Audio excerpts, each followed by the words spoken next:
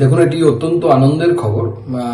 বুনিয়াদপুর কালিয়াগঞ্জ এই যে রেলওয়ে, তা উত্তর দিনাজপুরবাসী এবং দক্ষিণ দিনাজপুরবাসী এই দুই জেলার লোকেদের বহুদিনের স্বপ্ন। আজকে মাননীয় রেলমন্ত্রী শ্রী অশ্বিনী বৈষ্ণব মহাশয় চিঠি দিয়ে রায়গঞ্জের সাংসদ কার্তিক পাল এবং আমাকে দুজনকেই জানিয়েছে এই দুটি বিষয়,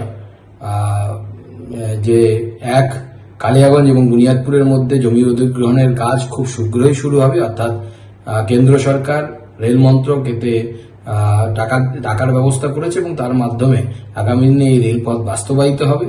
এবং তার সাথে সাথে বালুরঘাট হিলি এই যে রেল প্রকল্প, সেই রেল প্রকল্পেও প্রায় 15 কিলোমিটার মতো রাস্তা জায়গা অধিগ্রহণ সম্পন্ন হয়েছে এবং আগামী দিনে এখানে রেল লাইন পাতার কাজও শুরু হবে। দক্ষিণ দিনাজপুরবাসীর ক্ষেত্রে বিশেষ করে আমি উল্লেখ করব, এই দুটি রেল প্রকল্প অত্যন্ত স্বপ্নের ছিল এবং আমারও খুব ভালো লাগছে।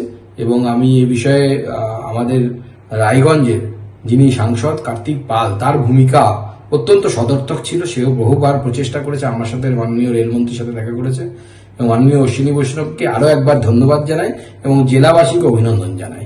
এবং তার সাথে সাথে উত্তর দিনাজপুর এবং দক্ষিণ দিনাজপুর, যা একসময় একসাথে পশ্চিম দিনাজপুর জেলা ছিল, এই সমগ্র জেলাবাসীকে আমার তরফ থেকে অনেক অনেক অভিনন্দন।